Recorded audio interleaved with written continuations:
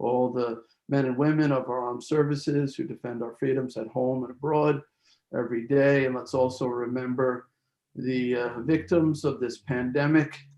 I guess we've crossed the 250,000 mark. We're all staying vigilant with our mask wearing and social distancing and trying to keep others from falling prey to this menace. But to those who have fallen, let's honor their memory with a brief moment of silence.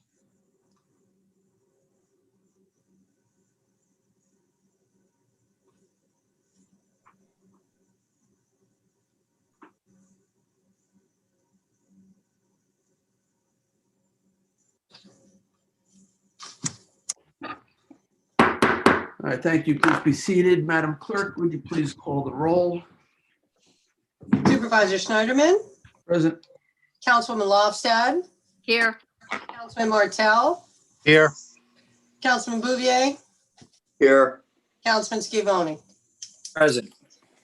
All right. Hey, I'm sorry, Mr. Supervisor, before you get started, I just want to remind whoever's doing the recording of this that we need to remember that we need to produce verbatim transcripts out of the Zoom functions, so that I don't know if there's something they have to press on that, but since we did this, No problem. just wanted to remind everyone that we need to provide that as per the governor's executive order.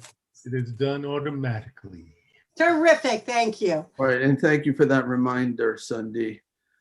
All right, and I appreciate everybody's last minute accommodation so that we could meet via Zoom. We were scheduled to meet in the town board room, but in an abundance of caution with some of the growing COVID numbers, I felt that it was prudent to shift this to an online format and allow the public to come in that way rather than put themselves in any risk for contracting the virus. So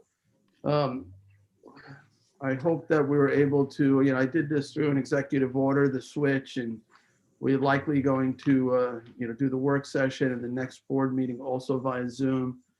So thank you for that indulgence. So the first order of business I have here is the regular town board meeting minutes approval from the November 10th meeting of 2020. I'll make a motion. Can I have a second on that?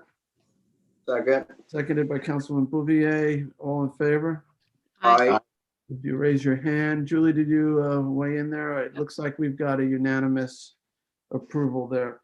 Okay, let's move on then to the special town board meeting minutes of November 12th, 2020. I'll make a motion to approve those minutes. Second. Seconded by Councilman Schiavone. All in favor? Aye. Aye. All right, that was everybody, Sunday. Okay, let's go on to communications.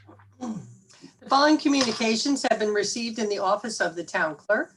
We have public notices from the town of Riverhead, their public hearing notice, Village of Sag Harbor public hearing notice, West Hampton Beach Village Board of Trustees emergency order number 18 of 2020, zoning board of appeals application for the supermarket LIDL, West Hampton Sunset Avenue, West Hampton Beach. We have also received New York State liquor license, 30-day advance notice to local municipality from an application for 105 Montauk Highway in Hampton Bays. Town Fire District's 2021 adopted budget filings from East Quogue, North Sea, Southampton, and the West Hampton Beach Fire District. Financial disclosure statement filing from the listed individual, and we have received emails and letters regarding the following. Cornell Cooperative Marine Program funding, CPF target area at 344 McGee Street, Southampton, proposed Noyak cell tower, Shinnecock Hills moratorium, and unmarked graves protection. The following bid opening took place on November 18th for the North Sea Park Pickleball Court. The following reports were filed from the Office of the Tax Receiver for the debris removal tax levies for 2021, transfer of Riverside water arrears to the 2021 tax roll, and the transfer of both the Suffolk County Water Authority water arrears and unpaid alarms to the 2020 and 2021 tax roll. And that concludes our communications for this meeting's agenda. All right, thank you, Sunday. All right, let's move on then to public hearings. Sunday, would you read the first public hearing notice? Certainly. Public hearing number 1 on the acquisition of lands of Devonshire Associates LLC, estate of Florence S. Kin, and Far Pond Investments LLC, Shinnecock Hills, and amend the CPF management and stewardship plan to include the properties. All right, and Lisa Combrink, our CPF program manager, is here. Lisa, are you able to introduce this? Yes, I am. Good evening, Mr. Supervisor, members of the board. I'm Lisa Combrink, CPF Program Manager. This public hearing concerns property in Shinnecock Hills. I'm going to put the aerial on the screen for you to see.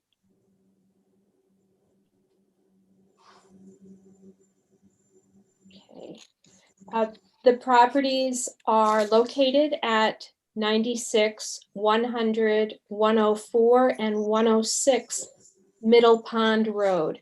And if you look at the aerial, you can see that there are 4 contiguous lots that are outlined in yellow. They abut Far Pond, which goes out to the bay. The total acreage is 1.76 acres. If you look at the aerial, you can see that there are 2 flag lots. Those are each half an acre in size. And then there are 2 smaller lots that are each 0.3 acres in size. The properties are owned by related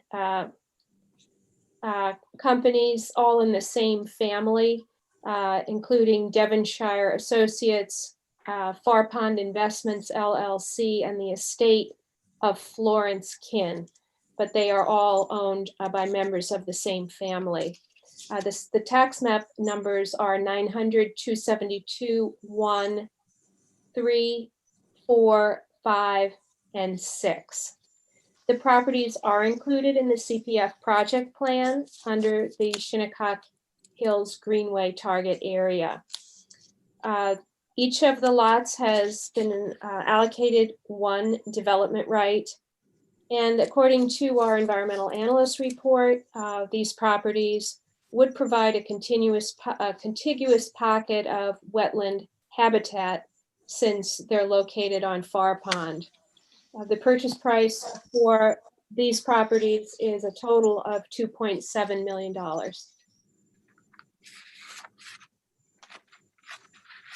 It's 4 developable lots, Lisa? That is correct. And Lisa, I see some encroachments on there. Those will be addressed. Yes, they will be addressed.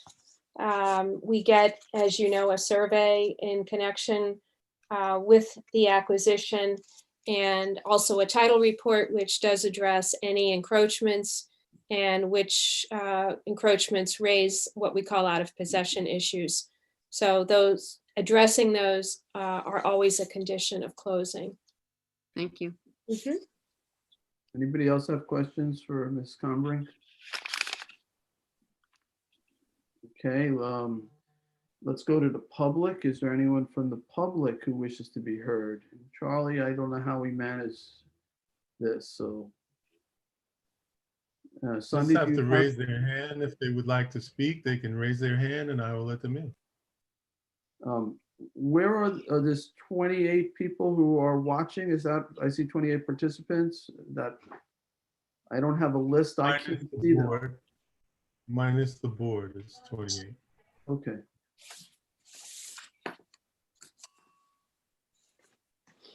All right, so there's roughly. I see no 15. hands. Okay, so what I'm gonna do is I'll make a motion to close the hearing, but leave the record open for 2 weeks for written comment. Second. seconded by Councilman Martell. All in favor? Aye. Aye. Okay. So let's move on to the second public hearing notice, Cindy. Public hearing number 2 on the acquisition of lands of Riser Trust, Noyak, and amend the CPF management and stewardship plan to include property. Okay, and once again, our CPF program manager, Lisa Combrink, will introduce this. Thank you, Mr. Supervisor, members of the board. The subject of this public hearing is property located at 850 Brick Kiln Road. I'm going to bring up the aerial map for the property. And this is Suffolk County Tax Map number 925-1 3.4. You can see that it is outlined in yellow. This is included in the CPF project plan. It's part of the Eastern GEIS, also the Great Swamp Target Preservation Area. It's also in the Aquifer Protection Overlay District. This property is part of 4 lots, which I'll show. I think I can outline them with my cursor, that are all in the same family. In February of last year, we purchased the adjacent lot. This is the second of the 4 lots that we will be purchasing. We also have a right of first refusal on the remaining 2 lots. This property, as you can see, is adjacent to a lot of property marked in green. This is part of the Zabrowski property, preserved area of almost 85 acres in the Zabrowski family. It's also adjacent or close to the Skellinger property of 51 acres and some other lots that are owned by the Mulvihill family that are preserved. So this would be a very nice addition to a large assemblage of properties that we already have acquired. The property is zoned CR 200. This has been allocated 1 development right. The purchase price for this property, the town's portion, is $775,000, and an anonymous donor has agreed to contribute an additional $12,500. And that was similar to the acquisition of the adjacent piece, and an anonymous donor donated over $100,000 to complete that purchase.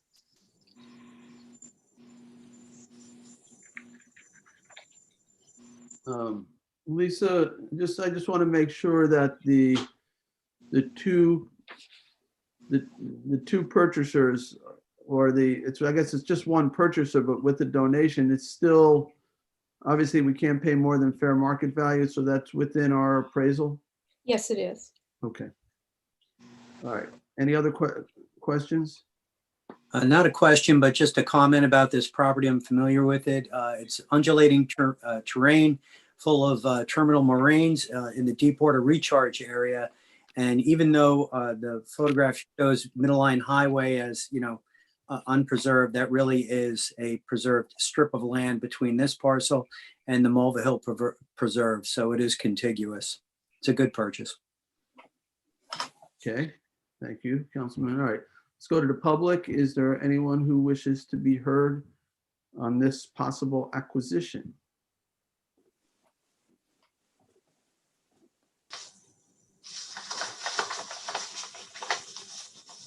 All right, seeing none. I'm sorry, Charles? I see no hands. Thank you. All right, I'll make a motion to close the hearing, but leave the record open for 2 additional weeks for comment. Second. Seconded by Councilman Scavone. All in favor? Aye. Aye. Thank you very much. Hang on 1 second here.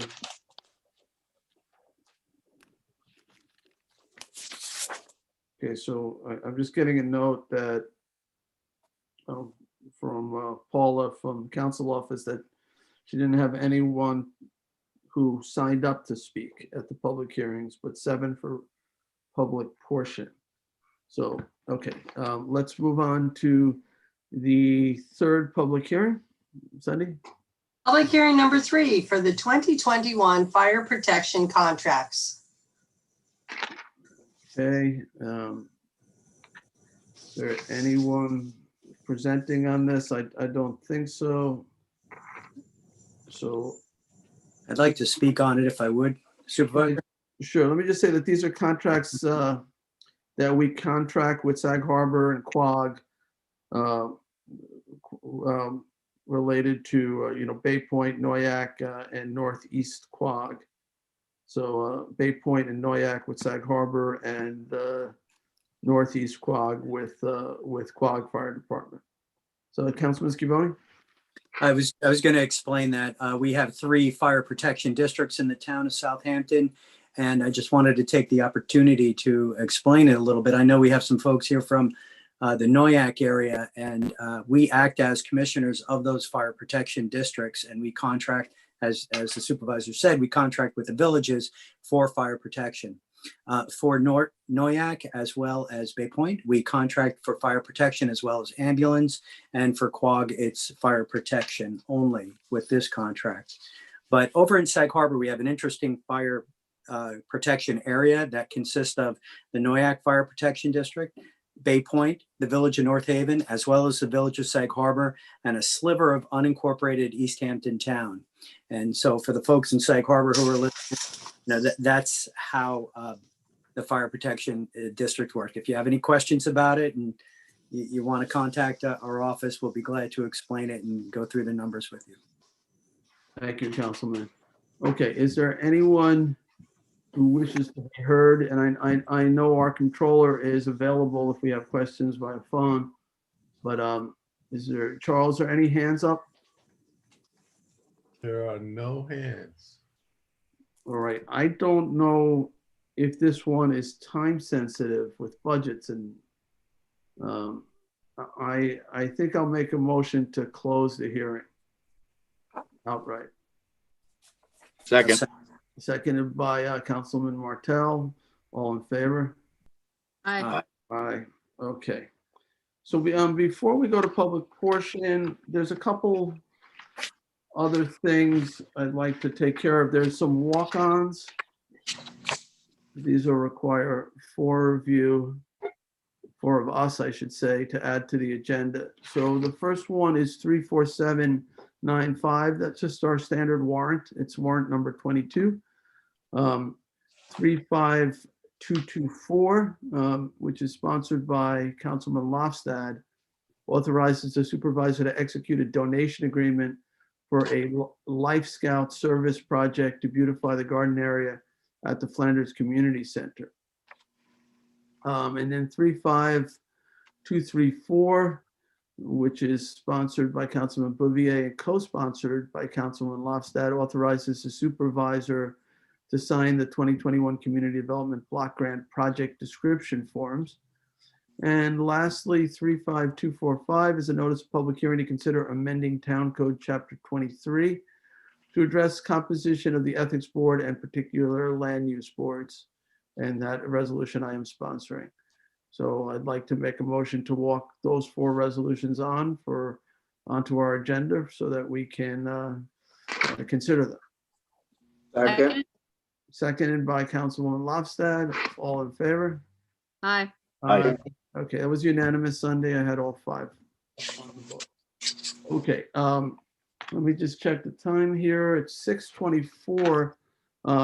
If we have Ryan here, I'm not seeing him. He was on before. Oh, there he is. There he is. Ryan, just real quick, because I know you have to go in a couple minutes, and you've been very helpful in updating us on COVID-related matters. The governor included Hampton Bays, portions of Hampton Bays, portions of East Quogue, portions of Shinnecock Hills, as well as portions of Flanders, Riverside, and Northampton into yellow zones. Can you just kind of bring us up to speed of where we are? I know we've been doing a lot of testing. Any new information would be helpful. Sure. Yes, as you stated, Mr. Supervisor, the areas you mentioned have been placed into yellow zones by the state. The yellow zone, to really just simplify it, is a precautionary zone.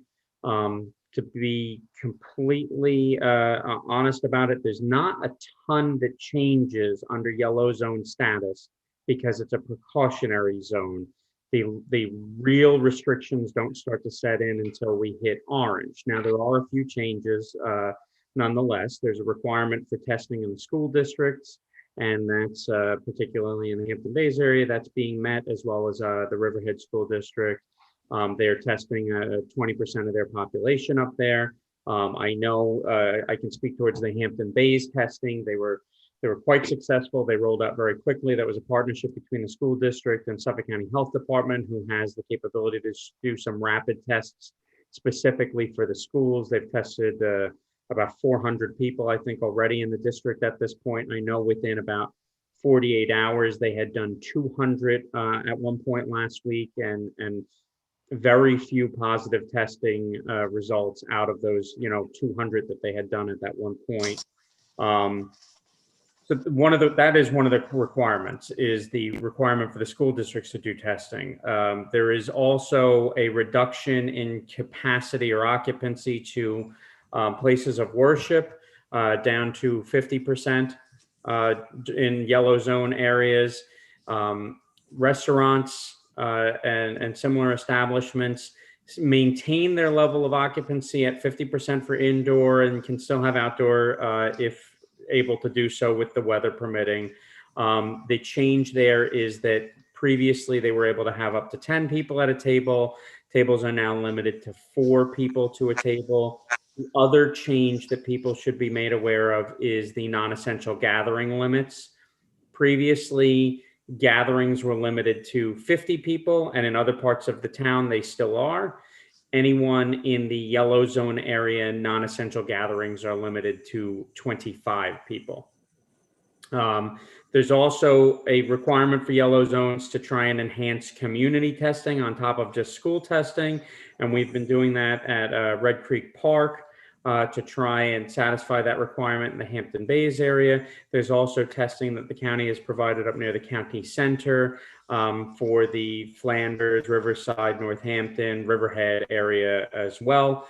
So far at Red Creek, in 2 days, one of which really was our spin-up day that wasn't heavily advertised, we've tested nearly 200 people at Red Creek Park. Just shy of it right now. We're at about 179, 180 people tested at Red Creek.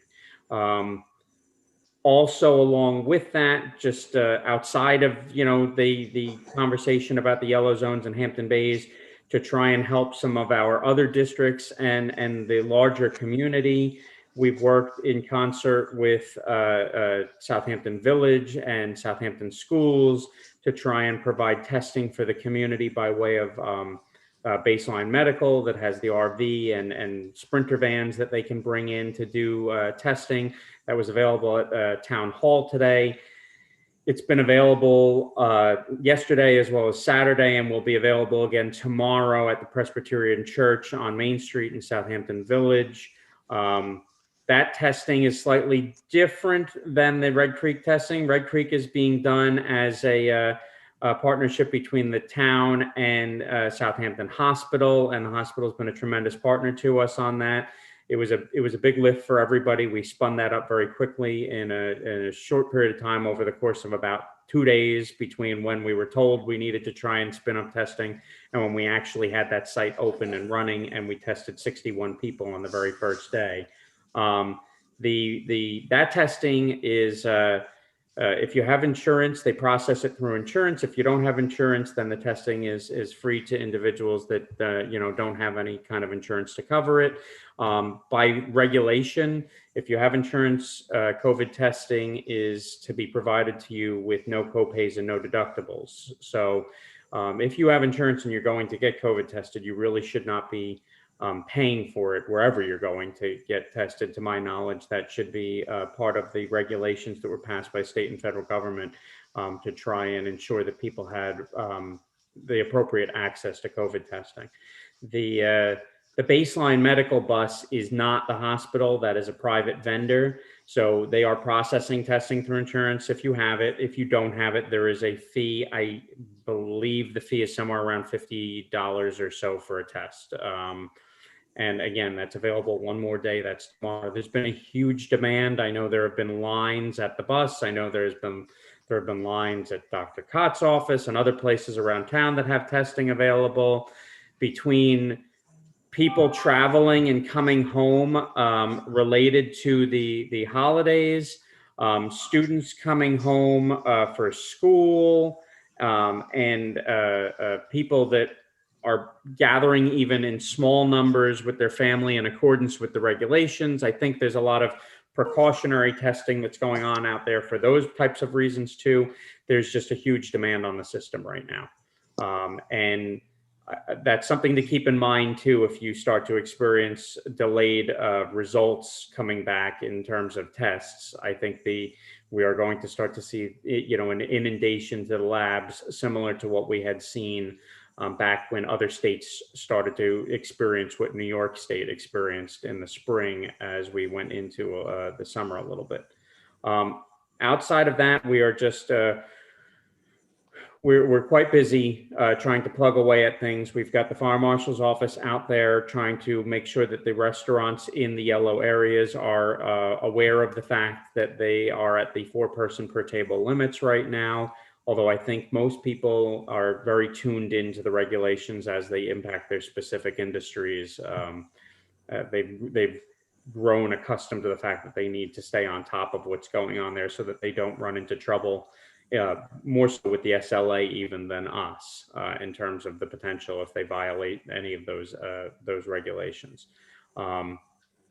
Overall, the spread is holding steady countywide, somewhere in the mid to upper 3.x numbers right now in terms of the percent positive out of the total. A lot of the testing that we have going on right now, the results from the PCR testing is not going to be coming back in and hitting the system for at least another few days. So although we've got a lot of testing going on and we ramped up a lot of that very quickly, it's not having an immediate impact on our numbers within the township. That we expect that over the next 3 to 5 days, some of those numbers should start to hit. And with the increased testing numbers, as long as there's not a lot of positives in there, we should start to see our percentages go down dramatically within our area.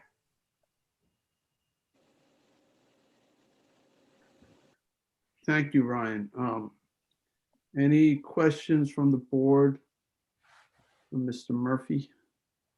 Ryan, go ahead, Julie. Thanks. I know that East Quogue, and I think you said Shinnecock Hills is included in that yellow zone. Now East Quogue has their own elementary, but go to school in West Hampton for high school. Are they doing testing over there? The same situation for Shinnecock Hills kids, depending if they go to Hampton Bays or Southampton. I don't believe that's a state trigger when that has to happen, and I don't believe the state has informed, other than the Hampton Bays School District, that they have to do testing. I will say, though, a lot of other districts are reaching out to a combination of things. They're reaching out to the hospital, they're reaching out to Suffolk County Health Department, because they are paying very close attention to the numbers, and they're doing whatever they can to get out in front of it and not wait until they get a notice from the state until they have to start testing. That's one of the reasons that we had worked with Southampton Schools and the village to try and enhance the testing availability locally in that area, is to get out ahead of things to make sure that they didn't get yellow zoned. And we did try to do that with Hampton Bays as well. I think we were informed of the changes in the numbers a little bit later in the game there. And so we were trying to play catch up on it and got that testing spun up as fast as possible. But then the state determined that they were going to yellow zone the area. Okay, thank you. Councilman Martell? Yeah, Ryan, I know we have some of this information on our website, but is there some place where people can find all these locations locally in one place? If we don't have the mapping up on our site already, I will make sure to get the map up. I believe it may be available on the county site as well, but we'll get it up on the town site and social media between today and tomorrow so that people can identify if they happen to fall within the yellow zone area. It's Great. certainly up on the state site. So Yeah. I checked the state site earlier, and you can view both the maps for the Riverhead map and the Hampton Bays map. We've tried to get as much of the information, whether it's flyers about gatherings, whether it's the availability of the testing sites, and anything else that we've got out onto our website, onto social media. We've been sharing it with some of our other community partners who thankfully have been putting it out there to the public as well. And they're folks that they have as part of their organizations. And so it's just a key part of it is trying to get it spread as much as possible to get the information out there. Any other questions? All right, Ryan, I know you have to run, so thank you for taking the time to update us on COVID. We appreciate all the work that you're doing. I know you've been very helpful in getting these testing sites up and doing public education. It's very important in distributing PPE and everything else. So You mentioned PPE. I apologize. We did work with the state and the school district to secure 10,000 masks to go out for distribution as of Monday through the Hampton Bays School District, as well as sanitizer. That was an effort between us and Lois Clemenson to get that stuff from the state. It was dropped off at our public safety building today, and we'll be going over to the schools on Monday for distribution out to the public. excellent. All right, thank you. All right, so we're going to go to public portion, and we'll have to figure out how we manage this. I think, Charles, you're going to have to let people in one by one. We have a number of people who signed up to speak. Hopefully they are. Call the name, I'll let them in. I don't have a list of names. Oh, you don't have a list? Then Sunday, do you? I guess we can do it by hand, by people raising hands. Or Paula might send it to one of us. I'll ask. I have a hand. I have got some hands going up, so, All right, so pick a hand. okay.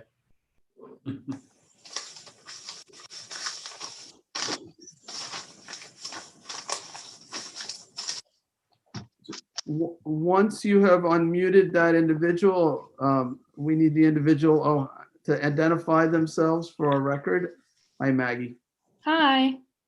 All right, we can hear you. So you have 3 minutes to let us know your thoughts. Awesome. Hi, my name is Maggie Purcell, and I'm here to speak in favor of the resolution for the Star Aquatic Facility being located on McGee Street in Tuckahoe. I am currently a collegiate swimmer and was born and raised in Southampton, and I was fortunate enough to be able to be a part of the YMCA in East Hampton, as well as the Hampton swimming community. I am an active Hamptons Lifeguards Association member, and I worked as a lifeguard and work as a lifeguard at Cooper's Beach. I 100% support building a pool in Southampton because I have seen the positive effects it has had on me as well as my friends and family. I support STAR because being able to learn how to swim competitively provided me with opportunities and experiences that I wouldn't normally be able to experience. It has given me the confidence to help someone in need in the ocean and travel to places all over the world, as well as be accepted into a top-tier university. This would not have been possible if I wasn't fortunate enough to be driven to a pool multiple times a day. STAR will provide many opportunities for our community. Thank you. Thank you, Maggie. Sharon Bakes is next. Do you want to, I don't know, unmute? Oh, okay. All right, Sharon, even though I just said your name and Charles said your name, I'll need you to state your name as well, and then you have 3 minutes to make your comments known. Hi, this is Sharon Bakes. You can begin, Sharon. I'm on the Noyak Civic. My name is Noyak Civic Council. I live on Wildwood Road, at the corner of Club Lane. I am spearheading the neighborhood actions to respond to a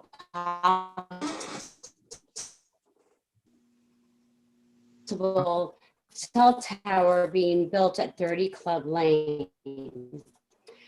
And we've gathered, I would say, about 50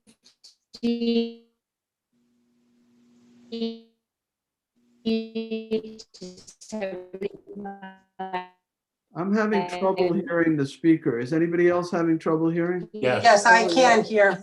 community and neighborhood. Sharon, can you hear me? for, Sharon?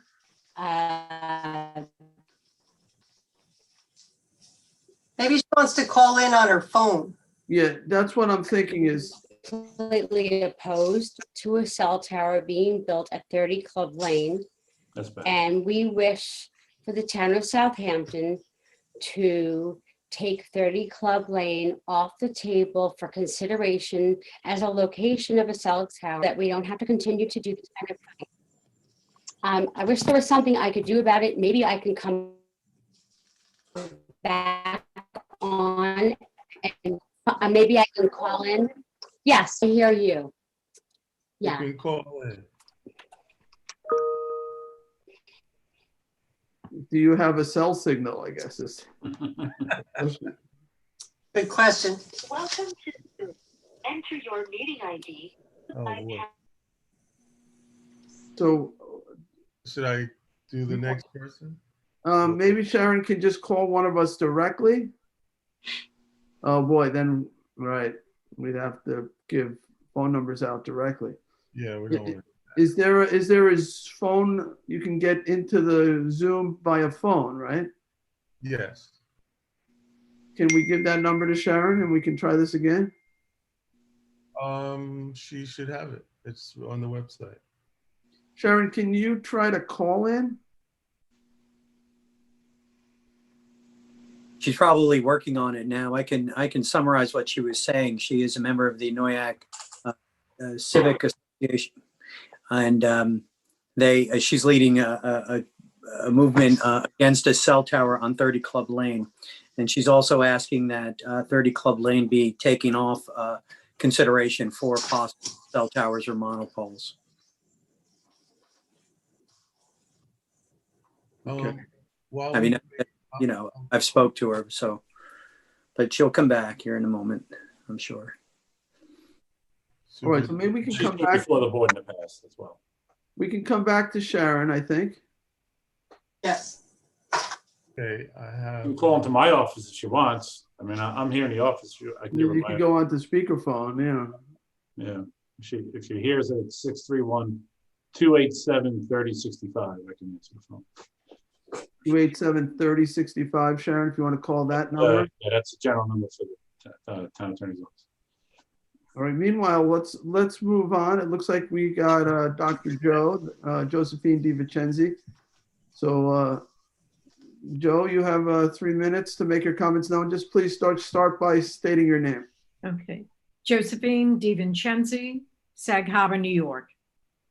As president of STAR, the Southampton Town Aquatics and Recreation Corp., I just wanted to take the moment to thank the board for all the time that you've given to our project over the past few years.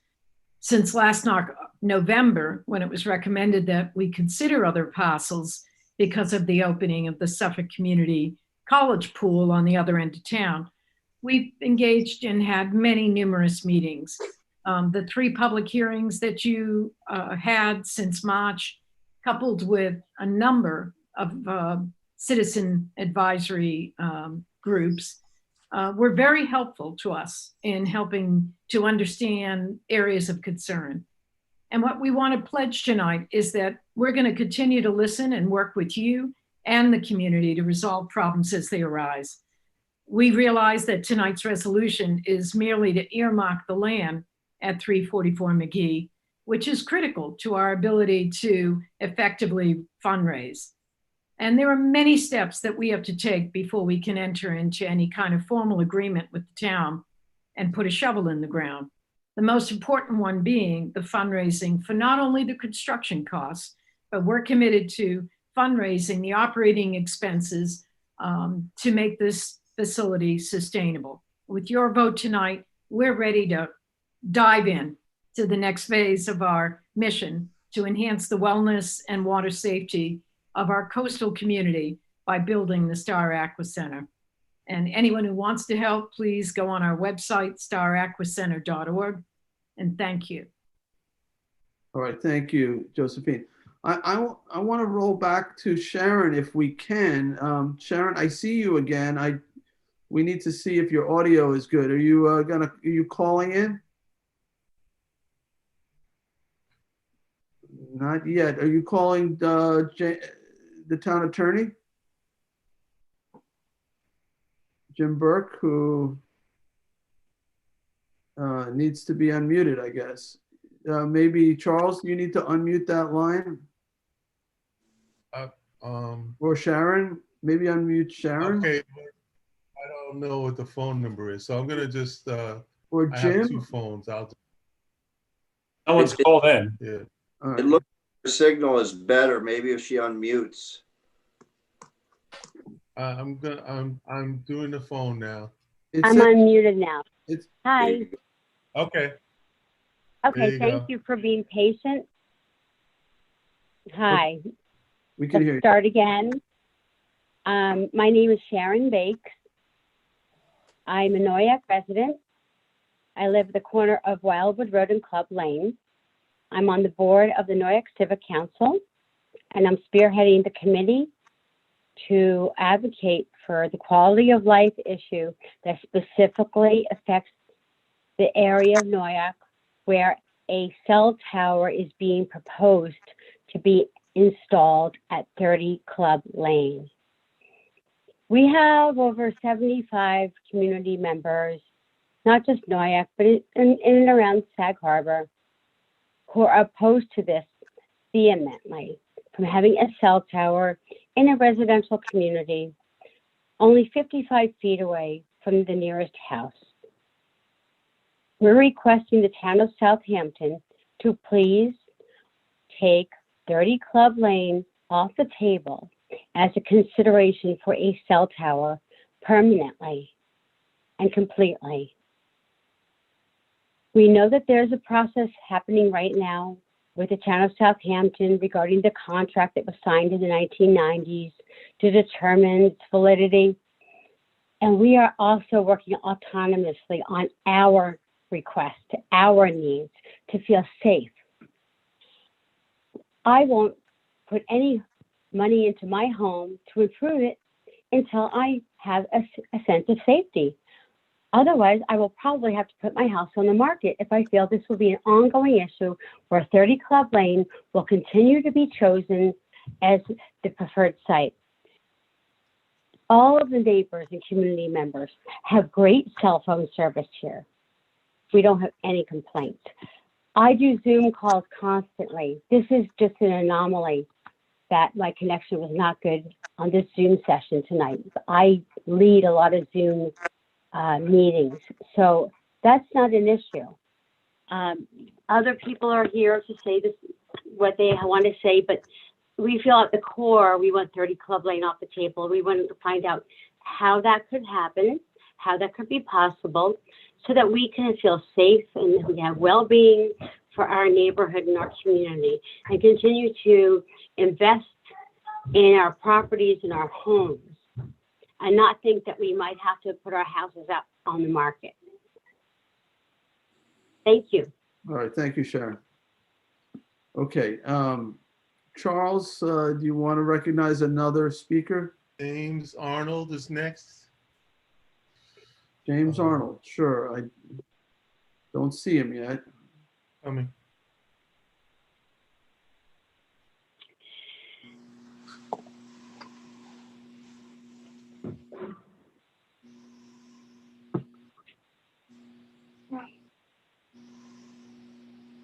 Jim, are you there? You may be muted. I don't know.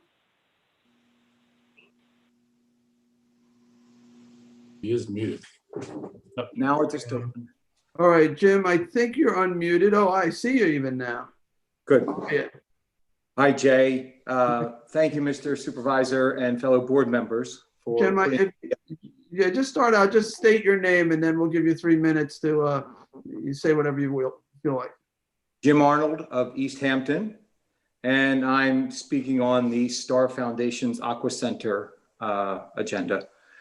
We, being involved in ocean rescue in East Hampton and being an officer over here, have helped start a service in Southampton Village, and being involved with the lifeguarding and volunteering to work with the Coast Guard and Bay Constables and a number of other EMS organizations, we believe that your pool would be a huge asset.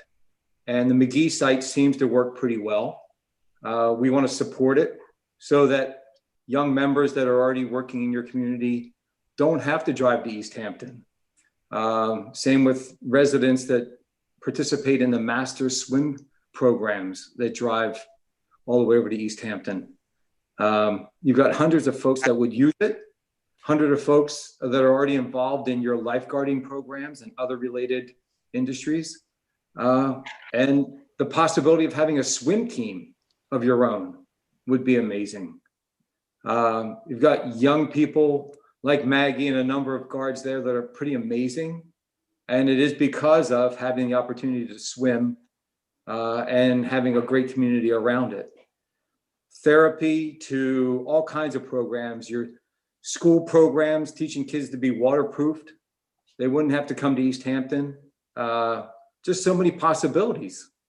I think, Jay, I think I'm preaching to the choir, but we think it's pretty amazing. We do feel pretty blessed in East Hampton, working down there in Southampton the past couple of years to help start that program of volunteer ocean rescue. Has been pretty amazing. We've got 50, 60 people that are volunteering and they train all year round.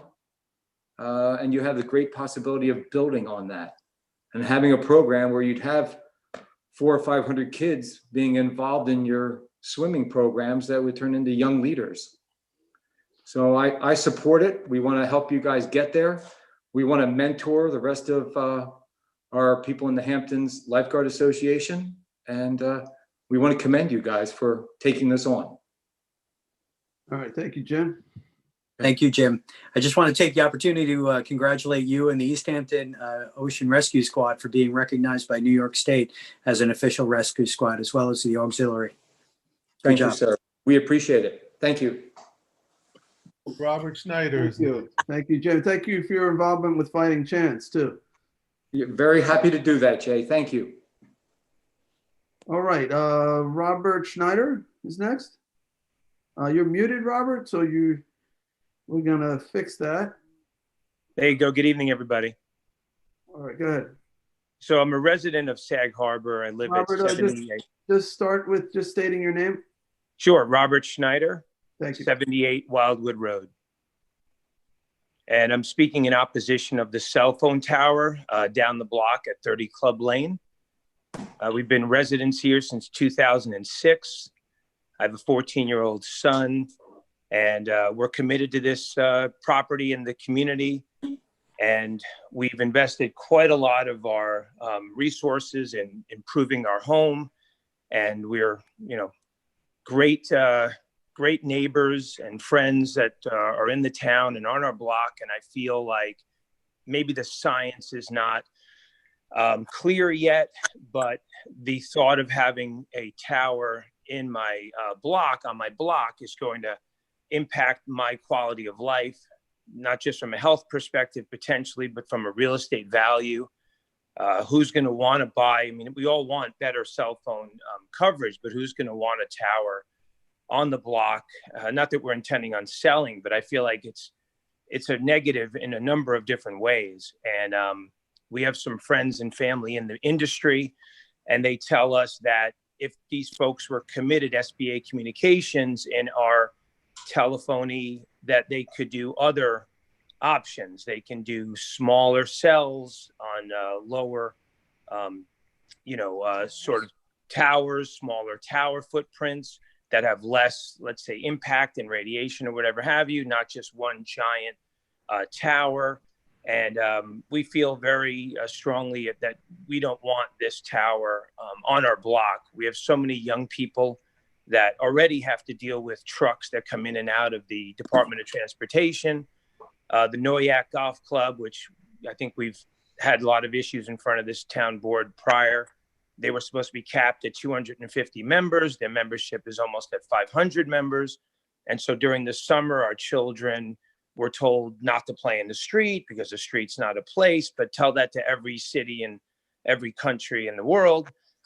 You know, it's a block that already has its share of problems, not to mention water and sand land and everything else. And here we have a tower being put on us potentially. And so we feel like when we moved out here, this was supposed to be a little slice of heaven. We were so proud to be residents. And we, all of us, I don't know how many are speaking this evening, but I can reinforce what Sharon has stated, that we're going to do more to educate even more of our neighbors. And no one I speak to wants to live in an area where there's this giant tower. And I think it's something like 9 in 10 people won't buy homes near a tower, regardless of whether the science says it or not. And you're right. And the technology that's coming in the future is not towers, not large towers. You know, that's an old form of technology. It's an old investment. And they're looking to kind of put it up there in a way, I'm sure, to take advantage of the moment that they have. But the future investments that we think for that space are going to be smaller, lower profile, and maybe more costly for that company. But they're a multi-million-dollar company, SBA is. And if they really cared about the telephony here and the reception here, and I know some of my neighbors are very concerned about the spotty services, but it's a case of, you know, why don't we use other locations or multiple smaller sites? You know, we've, as a small community, have talked about the recycling center in Southampton, which I believe is the property also of the town, that they could put something there where there's less of an impact and certainly not a residential area. Right, or putting some assets on existing towers, something that we could make better use of than really just a quiet used to be a quiet residential block, now a very busy residential block, but we feel very much tread upon. These homes are $1 million homes, and we've put a lot of money into the properties, and we've, you know, worked our, you know, bodies hard to get these particular residential assets, and we just feel bad that we're potentially being exposed to a company's, you know, own profit at the expense of our homes and our happiness. We're full-time residents here, most of us. All right. Thank you. Thank you, Robert. Charles, who's next? Mariana's next. All right. Hi, can you hear me? Yes, we can, Mariana. Just Okay, please great. state your name. Mariana Levine. All right, Mariana, you have 3 minutes. Thank you very much, Jay. So Mariana Levine, I'm a resident of Wildwood Road. I've been a resident there since 2002. I'm going to start my video so you can see me. I don't have anything planned. This is off the cuff, speaking as a Sag Harbor resident whose daughter went through the public school. We've seen Wildwood Road and the neighborhood where you guys want to build, or someone wants to build, the cell phone tower, change and grow. It's a street filled with year-round residents with kids riding their bikes on the street.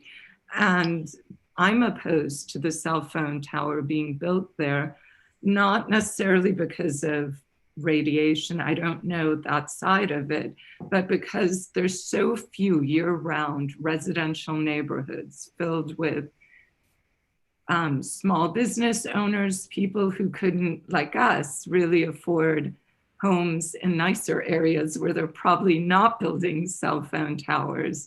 And we've sort of renovated our house. We've seen other people renovate their houses. And it's just a really nice local family neighborhood. And I feel like cell phone and my Zoom has been fine, And I use it for business. My husband does. My daughter now is online at Cornell. And it's been absolutely fine. Sometimes it can be spotty, but hasn't impacted us. I feel like the only time it may impact is when people are here in their summer houses.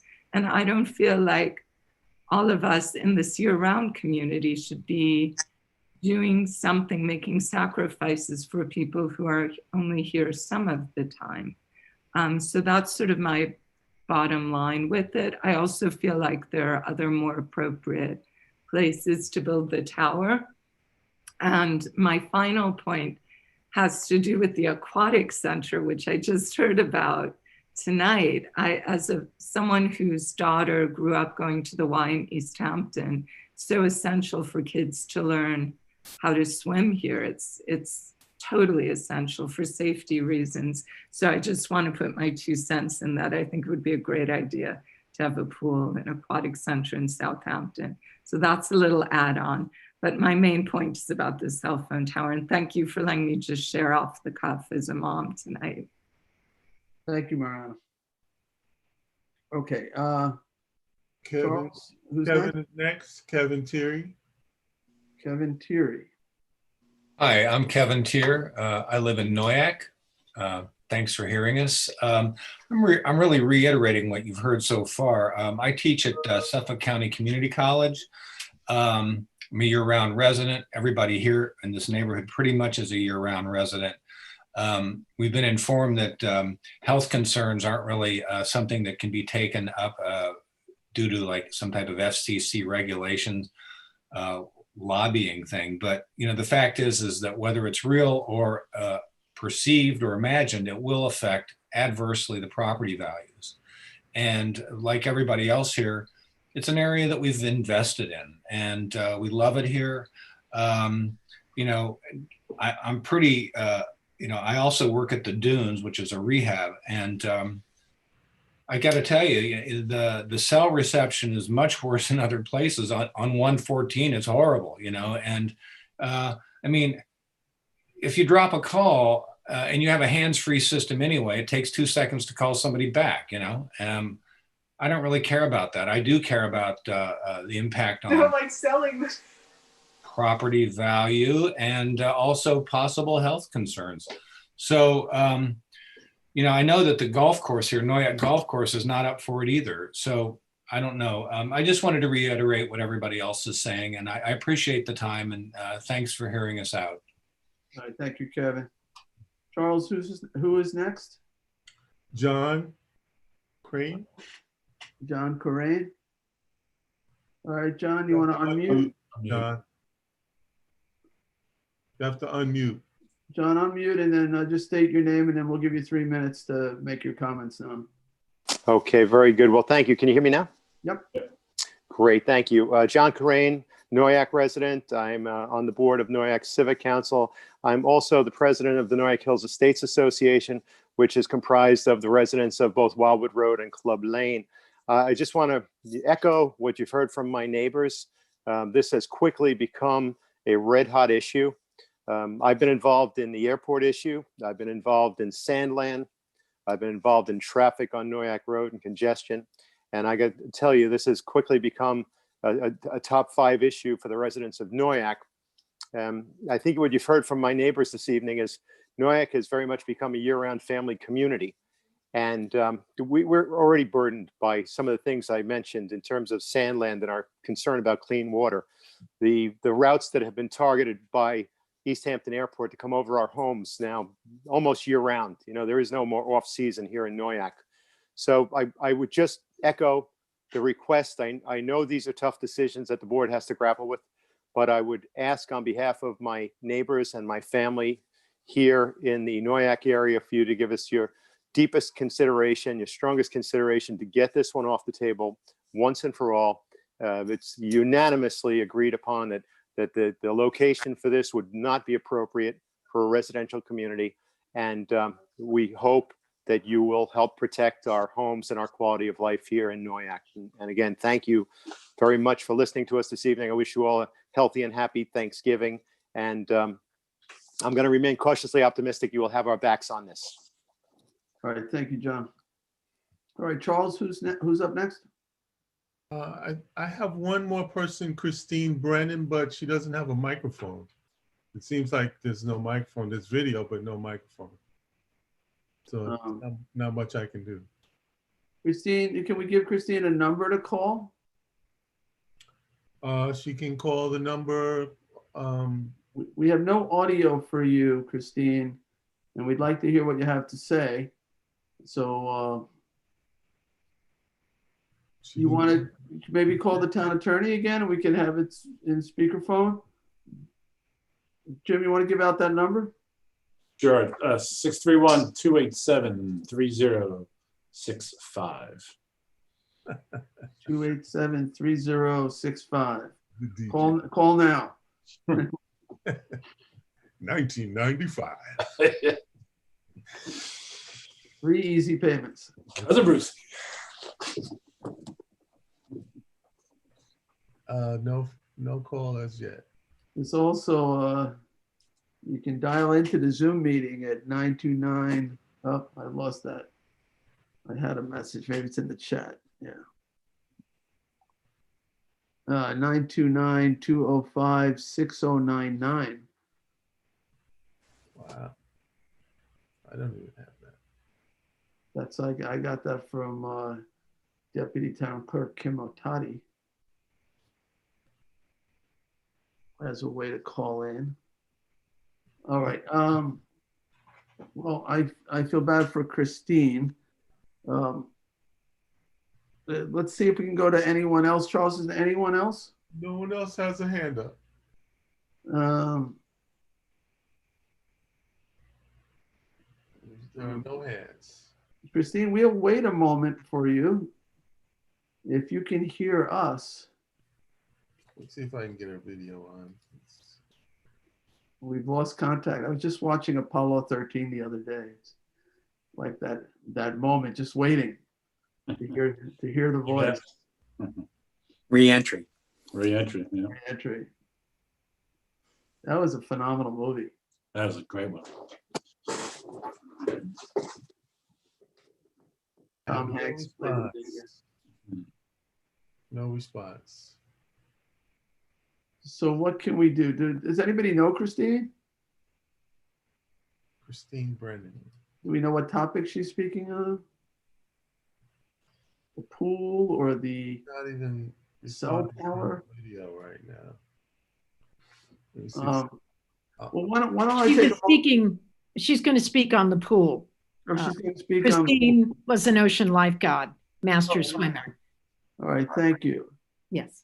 And I know on the issue of the cell tower, yeah, the board has nothing pending at the moment. So there's no resolutions, no authorizations to allow anybody. No application, actually. There's no actual application. There's no application, and I understand that people want to take it off the table for it. It's very hard to say take anything off the table in terms of emergency communications. But I know Councilman Schiavone has been working on this issue. He's been talking with the village, been looking at that area.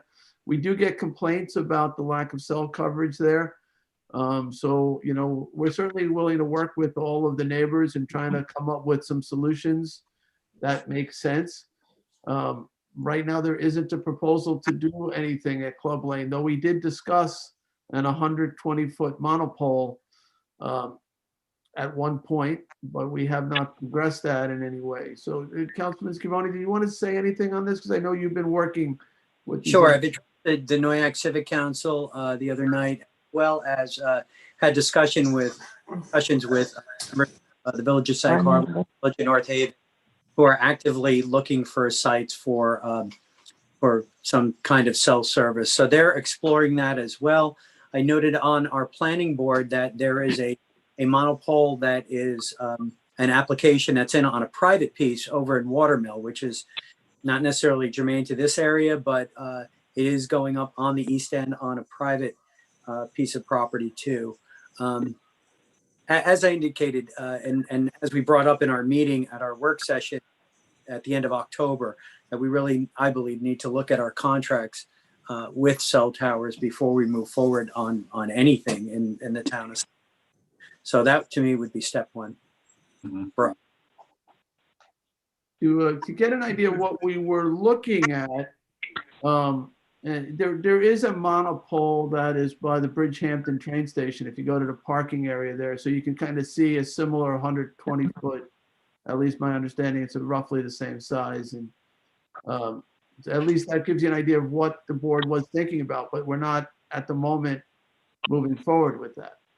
But I think it's important to everybody to understand what was even part of the conversation there, because I know you hear cell towers and those giant lattice structures, and I actually have a giant lattice structure not far from where I live, but the monopoles are a little bit less offensive, I think, but it still may not be the right fit for that location. So, but Councilman Scavone, I know, is gonna sort of try to come up with some solutions that are more acceptable to the community. Correct? Along with our planning department, yes. Yes. Christine is back. Oh, we have Christine? Yeah, trying to Right. unmute her. Christine, can you hear us? Can she unmute? She needs to unmute. Christine, can you unmute? Hey, oh, we got video now. Let's see. Houston, we have contact. No, we lost her again. Huh. I tried. Let's see. I got somebody in the chat here. I have her cell phone number. Do you want me to try to call her? That'd be good. And then you could put yourself on speakerphone there. Okay, I'm going to try. Christine, I'm going to give you a call. Hold on. I only have 22% battery. Sorry. That's 22 minutes. Hi, this is Christine at 871. I got her voicemail. All right. So it sounds like Christine was going to speak in favor of STAR, the resolution that's in front of us tonight, which I sense will pass, but we'll debate it later. It's unfortunate, but we'll just register Christine as one more voice in support of the aquatic facility on McGee. All right, and to the Charles, anybody else looking to approach the board? I see no hands. Okay, and and again, to the folks in and around Club Lane, you always can call me as well. I'm happy to discuss this matter further as we, this really came to our attention because of the residents in the area complaining about the inability to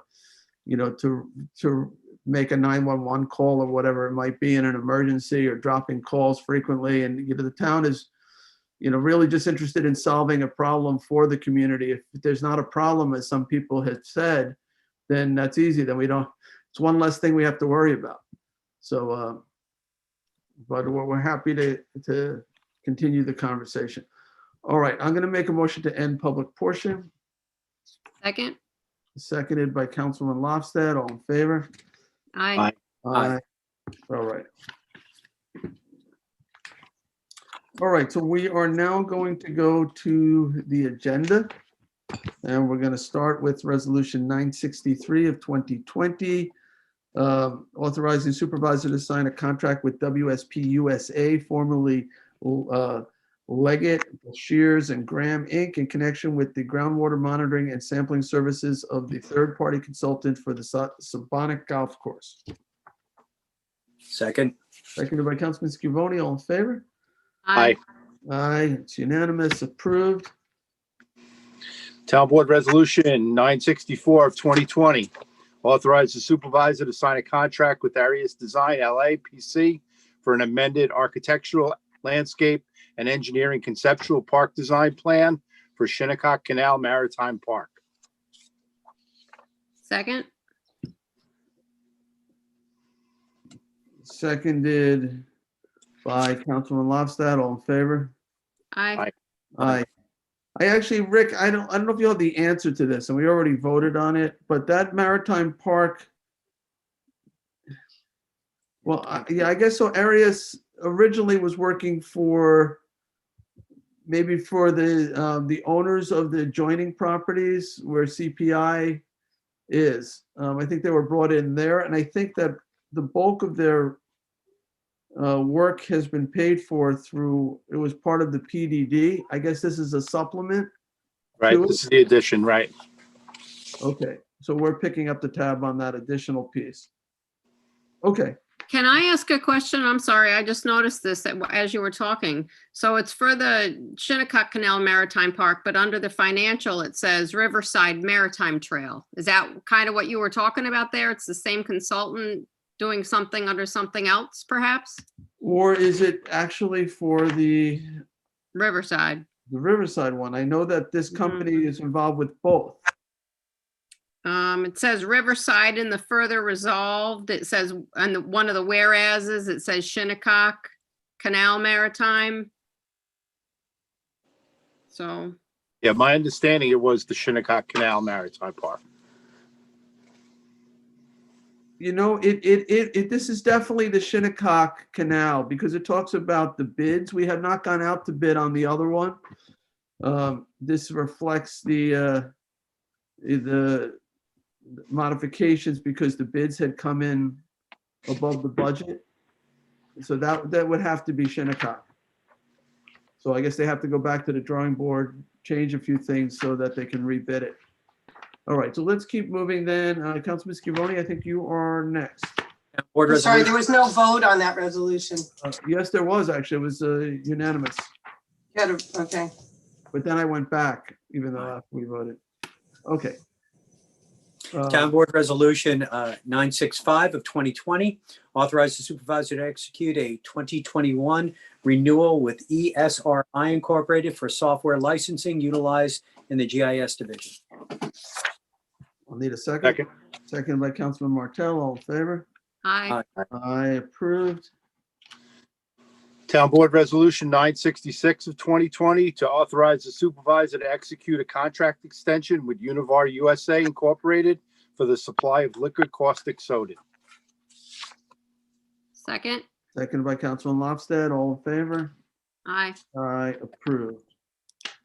Town Board Resolution 967 of 2020 authorized the supervisor to sign a new 2021 contract for Pavement Services Incorporated for engineering service to be provided to the Highway Department. Second. Seconded by Councilman Martell. All in favor? Aye. Aye, approved. Town Board Resolution 2020-968 authorizes supervisor to sign agreements for senior services programs. Second. Seconded by Councilman Bouvier. All in favor? Aye. Aye, approved. Town Board Resolution 969 of 2020 authorizes the supervisor to sign an extension with LK McLean Associates PC for professional services to be provided for the Ludlam Avenue Park restroom renovation and foundation stabilization. Second. Seconded by Councilman Scavone. All in favor? Aye. Aye, approved. Town Board Resolution 2020-970 authorizes supervisor to sign any and all documents for submission of request for qualification package to Suffolk County for the adult daycare program. Second. Seconded by Councilman Bouvier. All in favor? Aye. Aye, approved. 971 of 2020 authorizes the Southampton Volunteer Ambulance Incorporated to make internal transfers to their budget. Second. Seconded by Councilman Scavone. All in favor? Aye. Aye, approved. 972 of 2020 authorized West Hampton War Memorial Ambulance Association, Inc. to make budgetary changes. Second. Seconded by Councilman Scavone. All in favor? Aye. Aye, approved. 973 of 2020 awards and authorize the supervisor to sign contract with Hayduck Engineering LLC to provide engineering report for sewage treatment plant within Hampton Bay's downtown overlay district. Second, Seconded by Councilman Lobstadt. All in favor? Aye. Approved. 974 of 2020, authorize supervisor to sign a license agreement with Stony Brook Southampton Hospital for use of Red Creek Park for COVID-19 testing. A little bit of housekeeping. It says, I need a second, though. Second. Seconded by Councilman Bouvier. All in favor? Aye. Aye. Approved. Yeah, they're already up and running. Councilman Martell? Town Board Resolution 975 of 2020, recall and amend Town Board Resolution 874 of 2020 to authorize the supervisor to sign a contract extension for street sweeper parts and gutter brooms with Locale Equipment Incorporated, Malvisi Equipment Company Incorporated, Old Dominion Brush Company, Vaso Systems, and Northeast Sweepers and Rentals. Second. Second by Councilwoman Lofstad. All in favor? Aye. Aye. Sorry, approved. 976 of 2020 recalls and amends Town Board Resolution 2019-265 and 2020-203 with Summit Security to change name to Universal Protection Service, LLC, doing business as Allied Universal Security Services. Second. Seconded by Councilman Schiavone. All in favor? Aye. Aye. Aye, approved. Town Board Resolution 977 of 2020. This is the 2020 notice to bidders for outboard motor. Second. Second by Councilman Lofstad. All in favor? Aye. Aye, approved. 978 of 2020 amends the 2020 budget for various departments.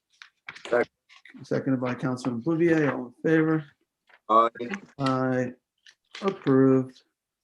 All right, 979 of 2020 authorize additional funds for David Arnston Esquire of the law offices of Thomas and Voles PLLC for all matters involving Sandland, Huntington Ready Mix, and or Wayne Scott Sand and Gravel. And Second. Seconded by Councilman Schiavone. I thought it was Ready Mix. I guess, did we fix that, or maybe I have an older copy? Says the same on mine. What? It says the same on mine. It says Ready Mixed? Yes. Yeah, it should be mixed, but I mean, All right, I think it's just a Scribner's error. I don't think it's an issue. I'm sorry, what is it supposed to be? Ready it's Mix. just singular, Huntington Ready Mix. And you were, I have a note that you were confirming that, Jim? Yes, it is Huntington Ready Mix. Yes. Mix, okay, so we'll Mike? put that. Jim, I don't need to do a formal. we don't- No, you don't. It's just a Scribner's error. All right, thank you. All right, John, did we vote on that one? I don't know. Let me try that again. You read the title. I don't have a second written, Yeah. down, but maybe someone seconded it. I'm I don't I think- second. All hard right, to hear sometimes. all right, Councilman Schiavone is seconding. Okay. and We'll call the vote. All in favor? Aye. Aye, okay, that is approved. Thank you. Town Board Resolution 2020-980, adopt the records retention and disposition schedule for New York local government records, LGS staff, in accordance with Article 57-A of New York State Arts and Cultural Affairs Law and 8 CRR-New York Part 185 records of public corporations. And John, I had asked that hopefully the entire town board would support this resolution as the Arts and Cultural Affairs Law and the other associated laws refer to the municipal government being in support of a sound records management program. It would be as you know, the supervisor and the board. Absolutely. Anyone who I'd like the whole board to sign on if possible. Well, let's call the vote. So I need a second though first. Second. Seconded by Councilman Martell. All in favor? Aye.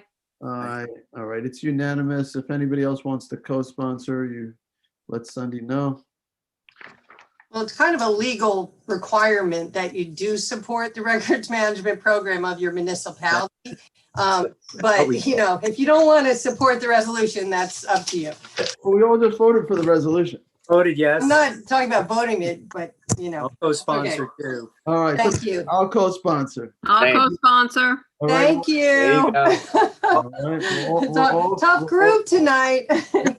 We're all co-sponsoring now. Thank you. It's extra work for you to put us all down as co-sponsors. All right, 981, 2020 recalls and rescinds Town Board Resolution 522 of 2018. Second. Seconded by Councilman Bouvier. All in favor? Aye. Aye, approved. All right, 982 of 2020, co-sponsored with Councilman Bouvier and Scavone. Resolution supporting Southampton Town Aquatic Recreation Center, STAR project at parcels 900-158-3-19.2 and Suffolk County Tax Map 900-158-3-20 on McGee Street. It's formerly the IHL property, seconded by Councilman Bouvier. This is the CPF piece. We held a hearing on changing the plan. This will reserve the property for consideration of an aquatic center. It's not the final step in the process, but an important one for STAR's ability to garner commitments for from the community to build it. There's a significant amount of money that needs to be raised, and it would be virtually impossible without them having a commitment of a place where they could build it if they're successful. So that's what this is about. It gives them, I believe, 3 years before they have to come back to show us that they've made a significant progress. And this also, Jim, does this one also take the other one off the table? No, this is just. We just did. Another. That was the previous one. Oh, all right. Oh, the previous one took care of the Red Creek site? Yes, that's true.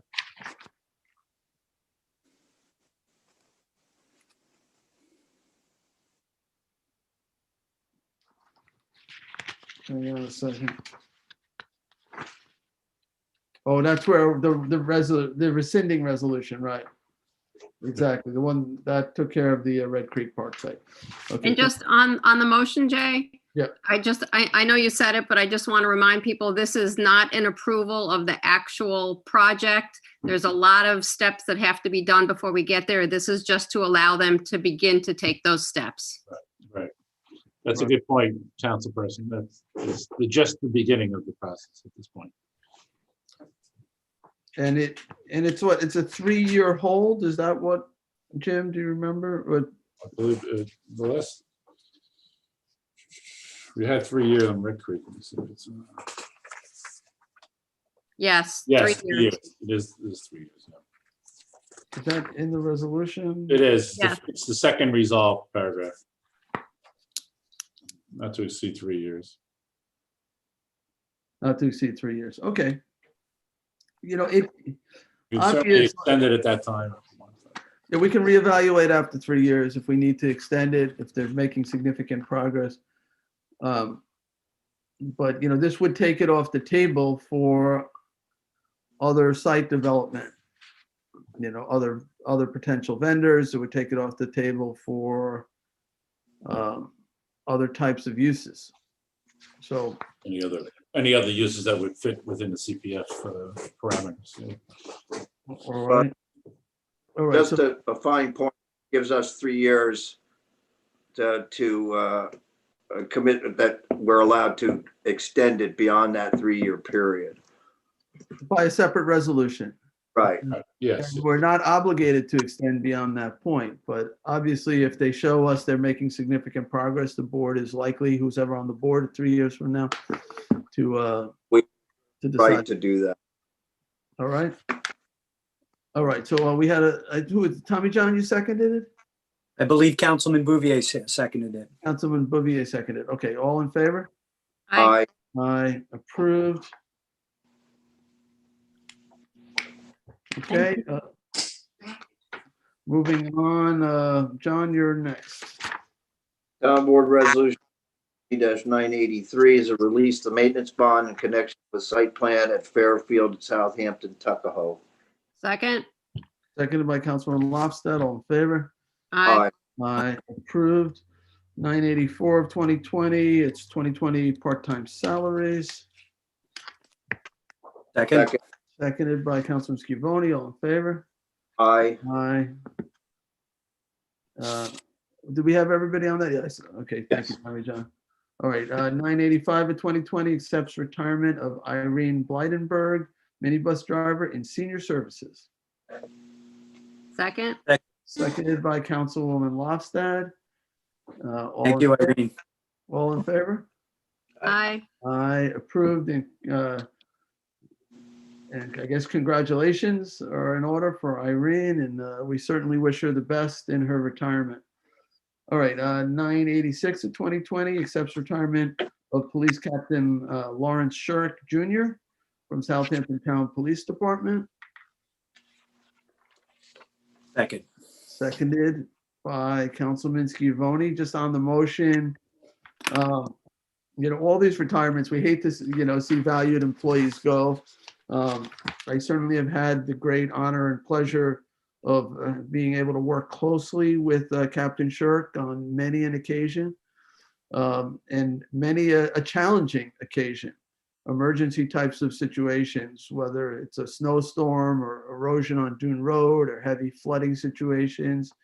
I always found Captain Shirk to be, the utmost professional.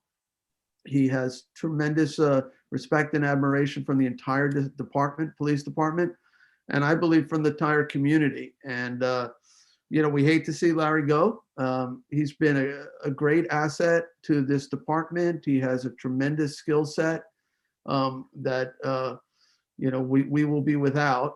But, we wish him certainly the very best in his retirement, and the very best for Francis, his wife, and their family. So it's a hard one to say goodbye to, but Larry, Captain Shirk, thank you for your tremendous service to our community. All right, anyone else on the motion? Just that we wish him well and we appreciate his service. He really is a commanding presence, both physically and with his intelligence and his personality. Real happy to have him on our side, I'll tell you that. Absolutely. Absolutely. All right, I'll call the vote. All in favor? Aye. Aye. Reluctantly, What but if we voted no? Yeah, right. They can't leave. can't leave. They can't leave. All right. Well, thank you again, Larry. All right. 987, 2020 promotes Detective Lieutenant James Kiernan to rank of captain in Southampton Town Police Department. Second. Seconded by Councilwoman Lofstad. I'll say a word here too. Detective Lieutenant Kiernan has been with the department for quite a long time. He's number one on the captain's list. He has a very high recommendation from Chief Skrinicki, who believes that Lieutenant Kiernan should be made Captain Kiernan. And I'm happy to support his promotion to captain. I think he will continue to serve the department with great professionalism. And should this be passed, we can swear him in and congratulate him. So, all right. Anyone else on this significant promotion? Congratulations, Captain. All right. Seeing none, we had a motion and a second. All in favor? Aye. Aye. Aye. Approved. Congratulations, Captain Kiernan. It's got a good ring to it, doesn't it? It does. Captain Kiernan. All right. 988 of 2020. This promotes Sergeant Howard Kalb to the rank of lieutenant in Southampton Town Police Department. Who would like to second? Second. Second by Councilman Martell. And again, this is the recommendation of the police chief with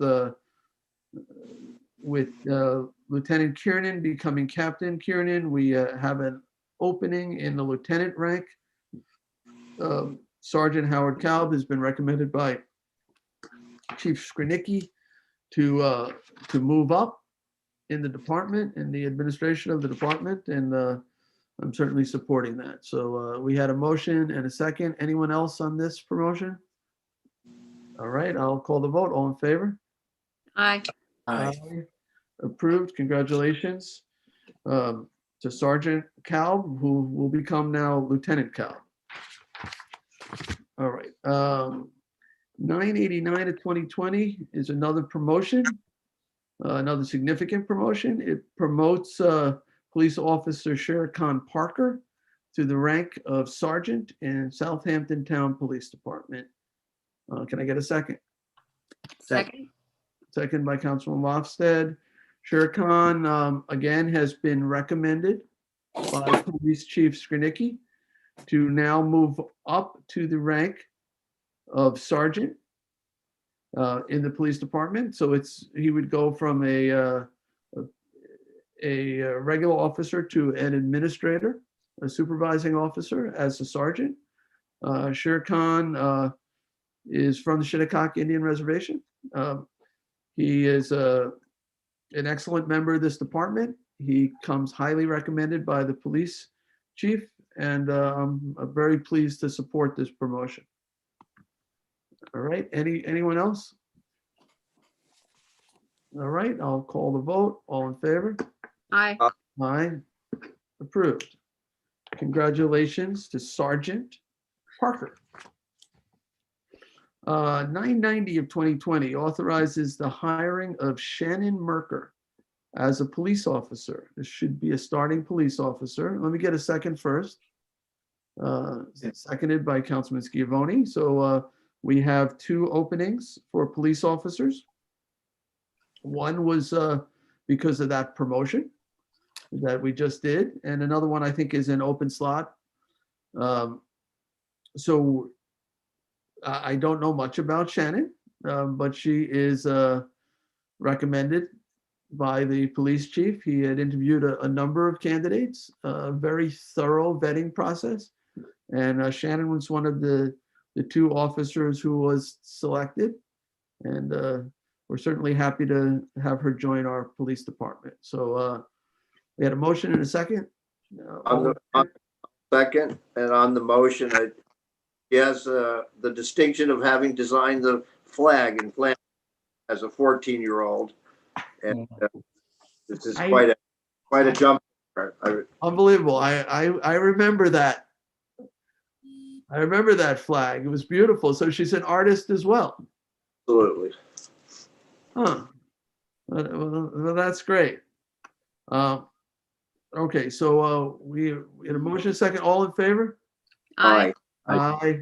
All right. Congratulations to Shannon, Officer Merker.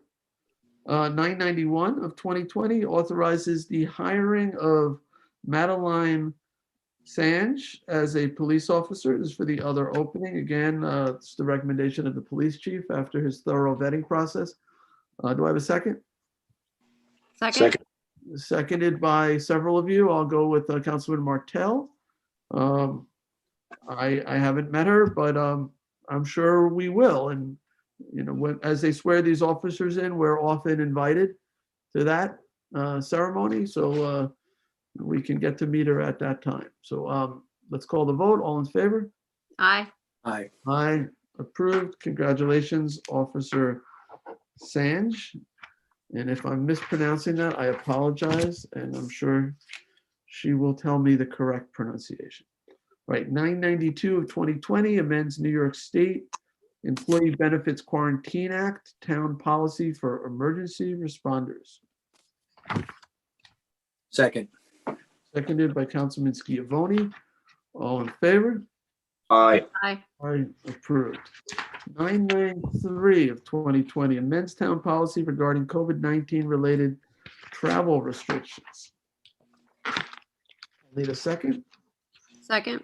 Seconded by Councilman Lofstad. All in favor? Aye. Aye. Approved. Okay, the next one is 994 of 2020. Notice of public hearing to consider amending Town Code Chapter 325 Wetlands to authorize the extension of conditional wetland permit approvals and wetland permits and waive any applicable extension fees due to COVID-19. Is there a second? On the mo- By Councilman Martell, just briefly on the motion, there was a long pause period, if you recall. A lot of construction was halted, landscaping was halted, and people were not able to act on their building permits, and rather than force them to pay an extra fee, we're sort of giving them that time back. We've already done this with building permits. These are for the Conservation Board type of wetland approved permits, which usually run, with those building permits. So a couple people got caught up in this, and it was recommended that we make this change. So all in favor? On the motion, Mr. Supervisor, you need to make a change of the substitute language that was provided by the town attorney's office, because this was a reference to a December 8th public hearing at 1 p.m., which is now a virtual public hearing. And I think some language was provided for that. Oh, thank you. Yeah, so this is just setting the public hearing. Correct. And it directs a public hearing shall be held on December 8th. And it says at Southampton Town Hall. Jim, how do you want to handle that? Just, Do you want me yeah, to it says, amend it? to eliminate the language that says at Southampton Town Hall and insert via video conferencing. And then that's it. That's the change. All right, so forget about that vote we just took, Sunday. I'm going to change my motion to a motion to amend. And Supervisors in two places in the resolution. so wherever it says at Southampton Town Hall, it will say via video conferencing, Jim? That's correct. Yeah. All right, Sunday, do you have that? Sunday, you're muted. You can nod. Thanks. I can also unmute. You have that? I do, yes. All right, thank you, Sunday. All right, so Okay. That's why she's Go the ahead. number one clerk in the state of New York.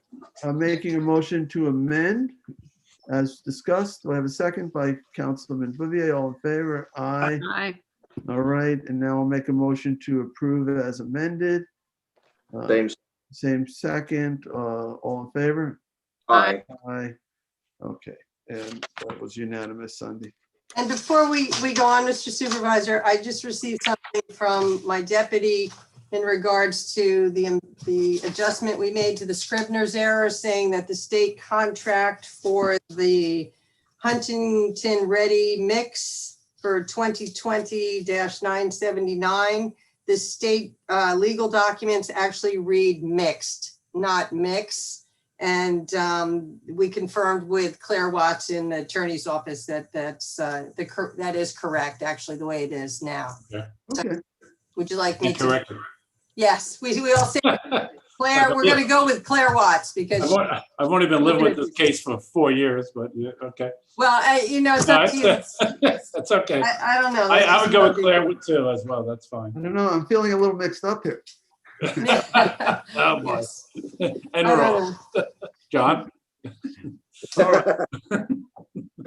Town board. Are you ready? Yes, I'm born ready. No, it was a ready mix. Yes, that too.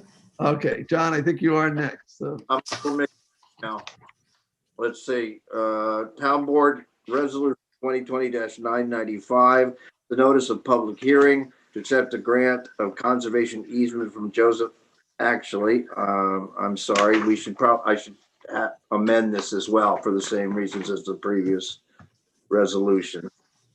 It's for December 22nd. I'm assuming that. Don't assume.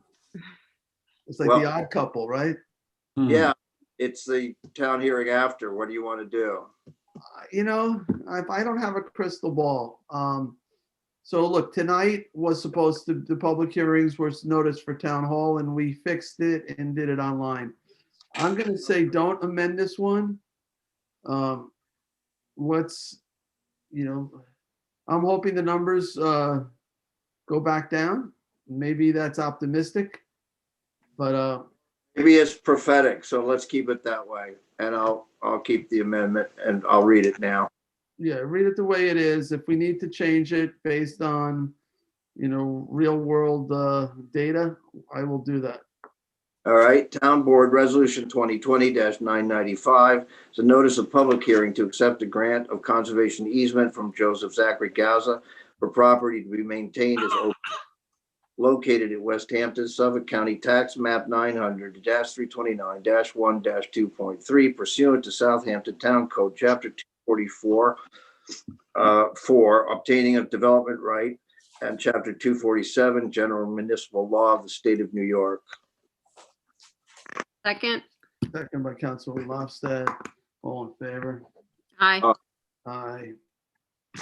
Town Board Resolution 2020-996, accept a TDR grant of conservation easement from Blair K. Gaza for property to be maintained as open space located at West Hampton. Suffolk County Tax Map is on the resolution pursuant to Southampton Town Code, Chapter 244-4, obtaining a development right, and Chapter 247, General Municipal Law of the State of New York.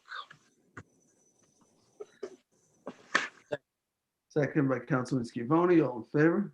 Aye. Aye. Approved.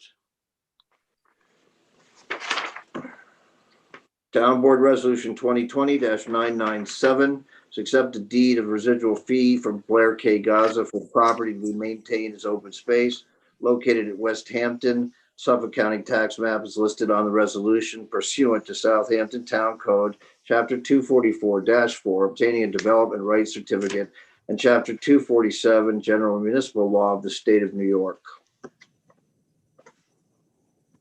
Second. Seconded by Councilman Scavone. All in favor? Aye. Aye. Approved. You're up. Only a few more of these to go. Town Resolution 2020-998, accept a TDR deed of residual fee from Blair K. Gaza for property to be maintained as open space located at East Quogue. Suffolk County Tax Map is on the resolution pursuant to Southampton Town Code, Chapter 244-4, obtaining a development rights certificate, and Chapter 247, General Municipal Law of the State of New York. Second. Seconded by Councilman Lofstad. All in favor? Aye. I approve. Can I just check one thing with the town attorney?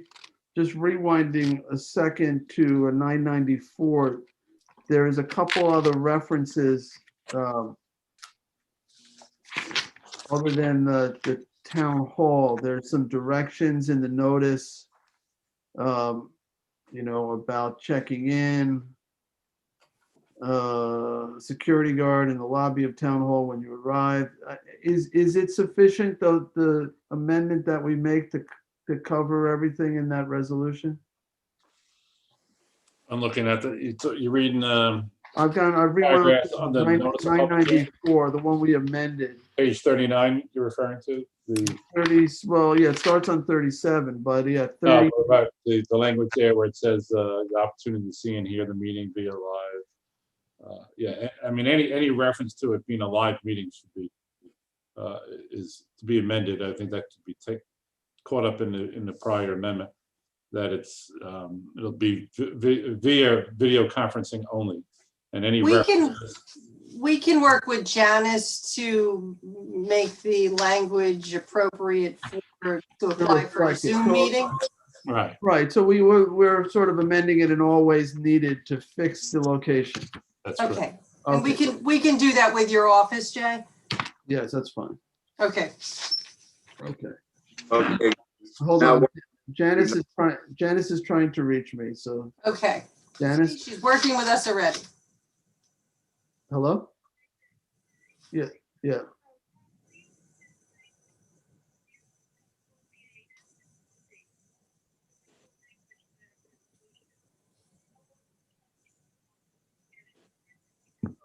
All right, apparently the language has been sent to me and John Bouvier already by Kathleen Murray, Deputy Town Attorney. So Yeah, what I referenced with you before, Supervisors, a notice of substitute should be in your packet. Jim should have a copy of it I have too. it. So, all right, so we will, we'll amend it based on those changes on whatever the town attorneys have recommended.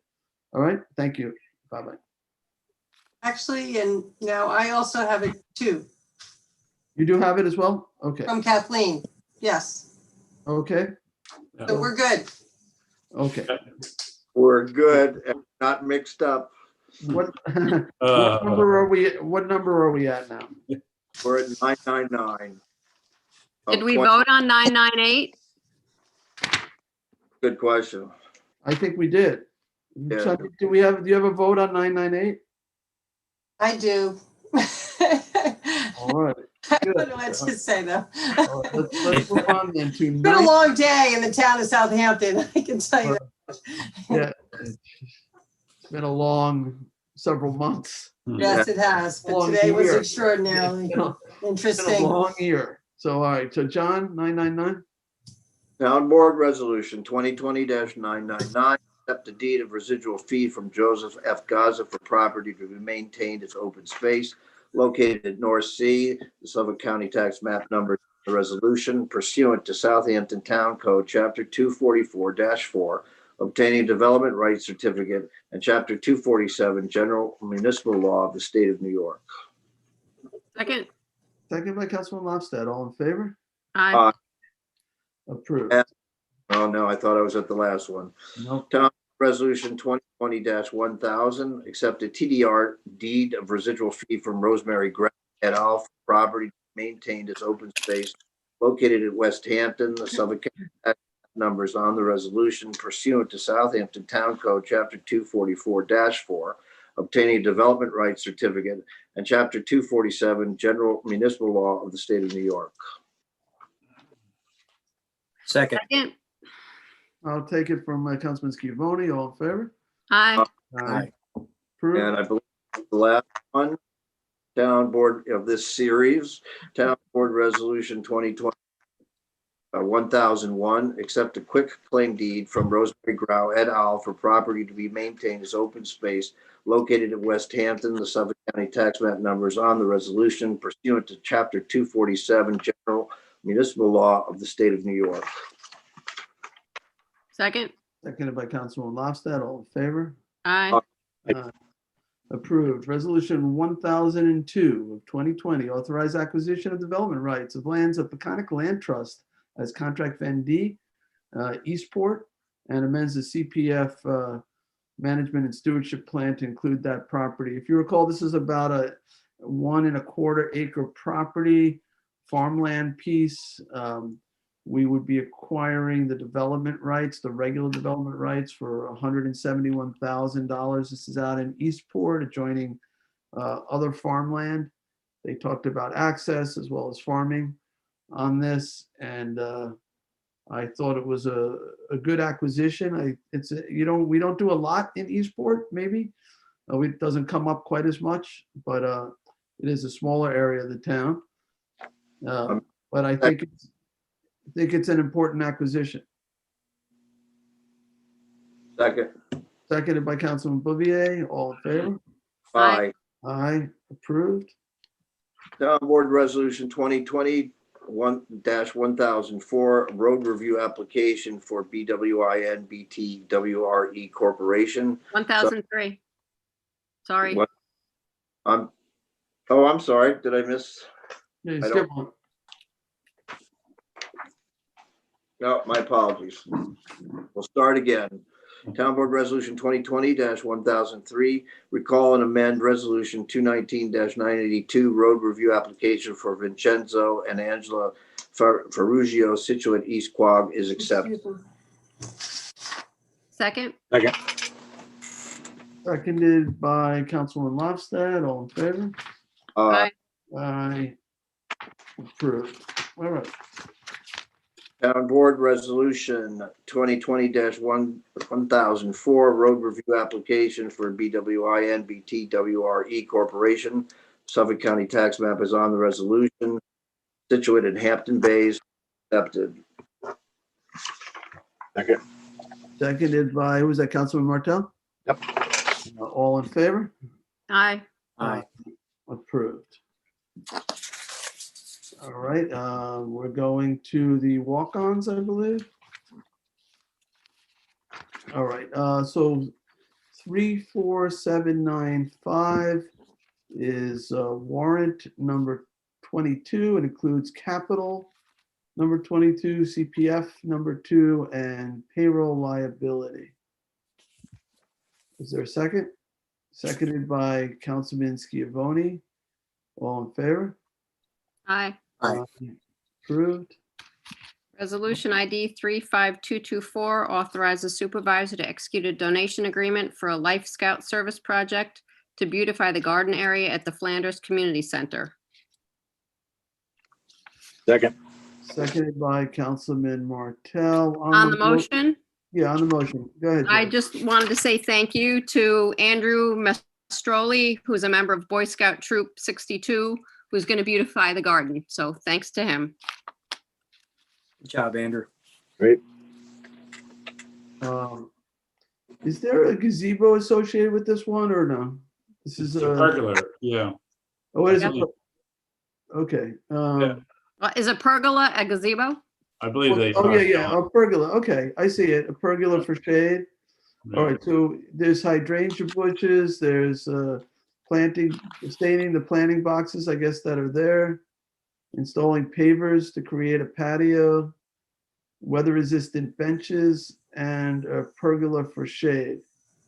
All right, so the only thing I appreciate that, and once we vote on this, having this authority, I just want to look at exactly where the pergola would be placed on that property and make sure it's obviously been vetted by senior services and Diana over there, and make sure and buildings and grounds. But I'm sure they've picked a proper location for it. It's great. These Boy Scout projects tend to be terrific. This is, I guess, a Life Scout. Is that different than an Eagle Scout? That is one rank below Eagle. It sounds like a lot of work. It sounds like an Eagle Scout type of project. But. Yeah. If there's no, Mr. Supervisor, there was another resolution. It's not on here. I guess it's probably going to be for next week if there's not a time constraint.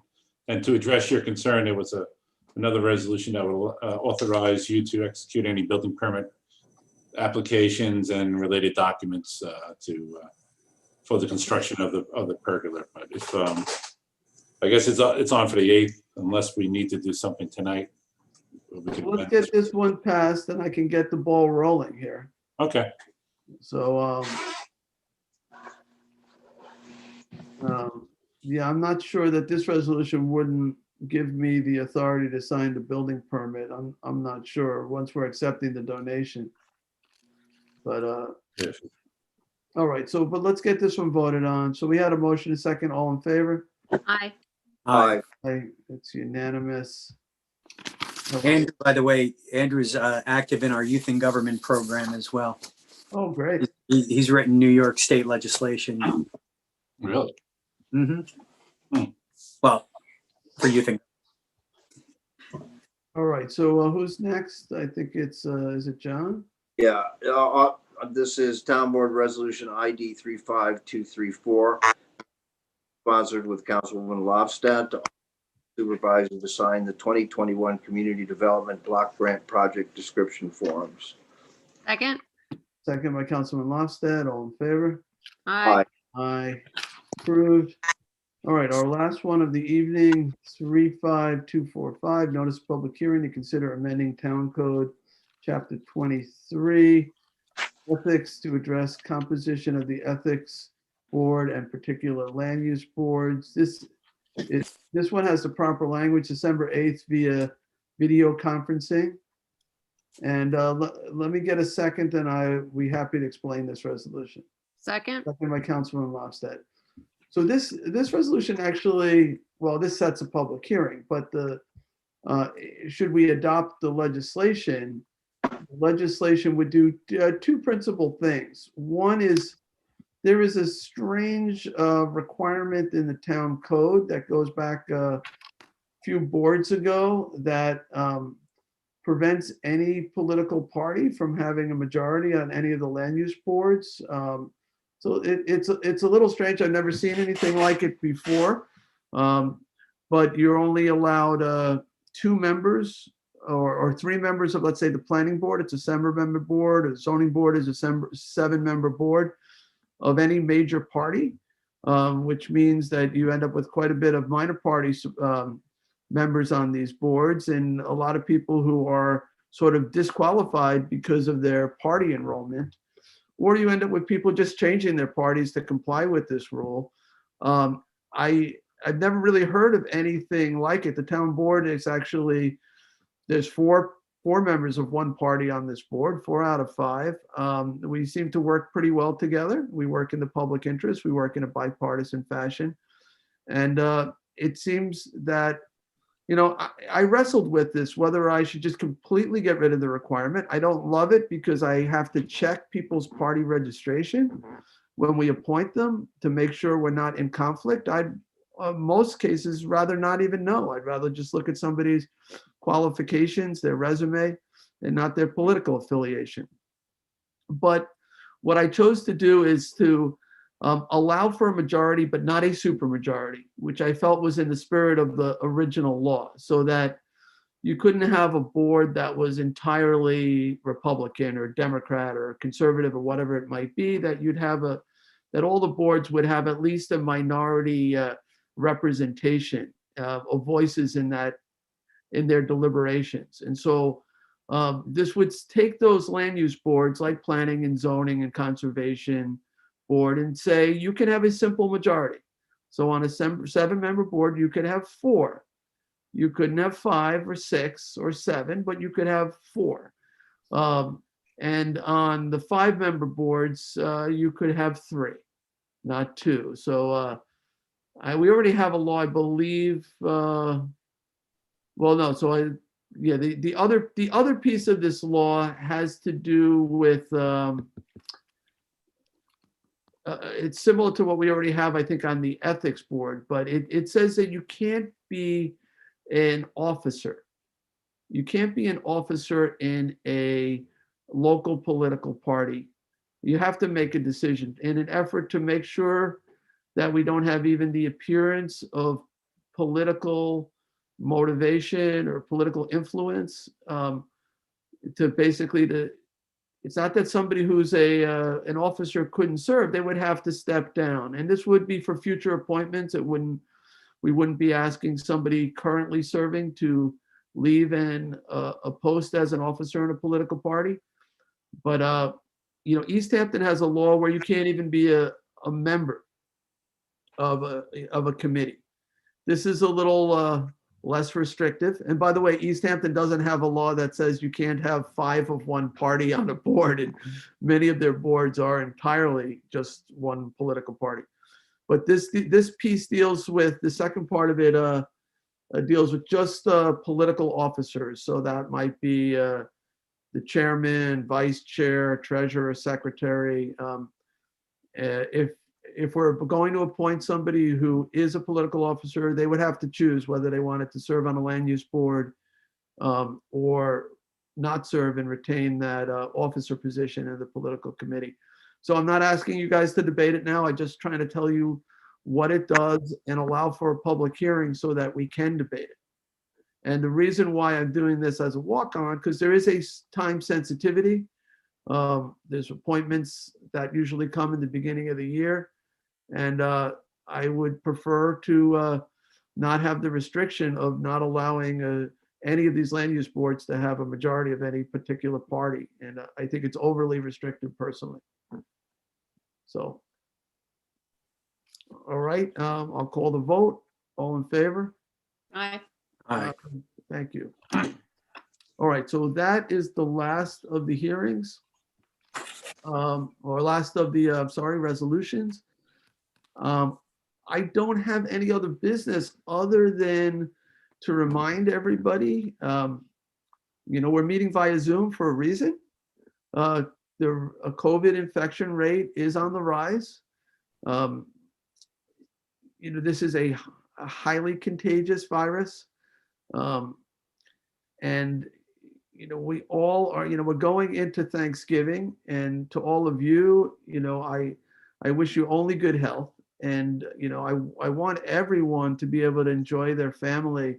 And, I think a lot of, I'm meeting my family via Zoom, a lot of my relatives, we're going to celebrate Thanksgiving on a Zoom call. And, I'm not going to see my daughter this Thanksgiving. I'm not going to see my son this Thanksgiving. Those are tough choices. I'm not going to see them in person. And I love them, and I wish I could see them, but this is just one of those years. This is not a normal Thanksgiving. And people will be out shopping for, Thanksgiving dinner. They'll, be wanting to see friends who are in town. Kids will want to see friends who are back in town from college. People really need to be conscious that the numbers are rising. I've had a number of people who I know in the last few days test positive. And it's scary. It's scary when you test positive. Some people, they have no symptoms. Other people, it can be lethal. This is definitely a very serious situation. We now have, a state declared yellow zone concern, 2 that are in the town of Southampton. And I want to wish everybody a great Thanksgiving. I do. I want you to have a wonderful holiday, but I just, please be cautious. I know it's very difficult to enforce Cuomo's no more than 10 in the home. I just, ask you to really try to at least adhere to the spirit of that. And, just be mindful that the virus is there. It's invisible. Masks are great, but they don't guarantee that you won't contract COVID. So the more that you can isolate and not expose yourself to, people who might be COVID positive, and who knows, you might be COVID positive. And so you're protecting yourself and you're protecting them. The more you can do that, the better. And I know you hear this over and over and over again. We're all saying the same thing. And we just hope that maybe one person who may be listening goes, you know what, maybe I will change my plans a little bit. Maybe maybe this Thanksgiving will be a little bit different. Maybe I'll let go of that plan I had to see a large number of people. And anyway, I try. So we're trying to do, and I hope it resonates. I hope people hear it, and they share the same concerns. And people have been working so hard, wearing their masks, social distancing. I believe we're in the home stretch. Let's just keep going. I want everybody here at the finish line on this one. So please do your part to protect yourself, do your part to protect everyone else. Amen. All right. And have a happy Thanksgiving. All right. If there's no other business. All right. I will make a motion to adjourn. Thanksgiving, everybody. And everybody, happy Thanksgiving. All in favor? Aye. Aye. Happy. We are Happy adjourned. Thanksgiving. Thanksgiving, everyone. Thanksgiving. Eat a lot of turkey.